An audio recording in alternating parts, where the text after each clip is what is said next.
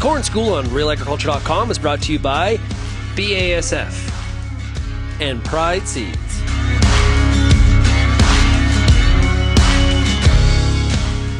Peter Johnson at Wheat Pete, RealAgriculture.com, and we are talking corn and corn harvest. It's the fall of 2023. We're here at Woodstock, Ontario, and man, the corn crop is in the gray zone in 2023. So 2018, we all remember, oh my gosh, horrible for Dawn in the crop. The Gibberella was awful. We ended up with an average crop of about 7 parts per million.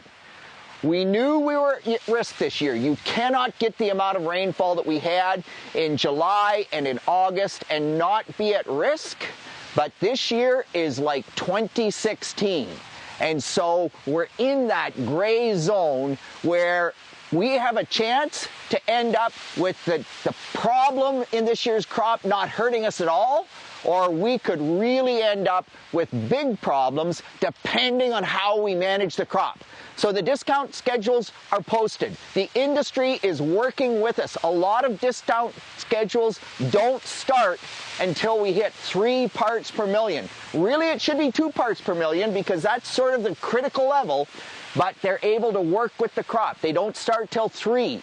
I talked to elevators that have had a fair bit of corn come in. I've talked to the labs who've run a lot of samples. When we composite everything together in the high-risk zone, that band kind of from through London up through Exeter, there's a band through there, Essex County also fairly bad, but when we composite, we're kind of in that 2.7 to 3 part per million range on the 2nd of November. For goodness sakes, management. Go and look at your fields. Know your hybrid. This particular hybrid, it's a hybrid that is known to have jib issues. Look at that cob. It's horrible. So there's lots of jib in this field, but it's not terrible yet. You walk through, it took me about 20 cobs to find this one. That's not bad. But then when you really start to look closely at this hybrid, we get cobs like this. And when you actually look and zoom in, man, that jib is right there. It's growing down between the kernels. If we get this out of the field immediately, then probably the level of Dawn will be manageable. If we wait on this and let that fungus continue to grow, and it's under stress now, when it's under stress, it really tends to increase the amount of toxins that it makes. So suspect fields, go, scout, know your hybrid, know that any other stress, we're seeing higher levels of Dawn in corn-on-corn fields, that's pretty normal. Higher levels of stress where we had too much water or where it was too dry. There's all sorts of different stressors, but anytime the corn crop was stressed, an additional stress through that pollination period, we are seeing higher levels of jib infection, and so those are the suspect fields. Harvest them first and then set the combine up appropriately. These kernels, these really infected kernels, they don't have the same kernel integrity.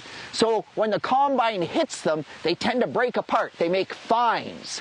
If you can leave those fines in the field, that's where the majority of the toxin accumulates. So get the screens on the bottom of the elevator, the clean grain elevator, put the screen on the load-out auger, so get rid of all the fines you can, and you will reduce the level of Dawn in that crop.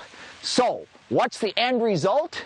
We are at the start of corn harvest. We are in the gray zone, and it's up to us as growers to work with the industry to have this crop come out of the field and not have a problem. Scout your fields, know your hybrids, get those suspect fields harvested immediately, and dry them down, leave the fines in the field. We can get through this without a problem. Peter Johnson at Wheat Pete, RealAgriculture.com. Get that corn out.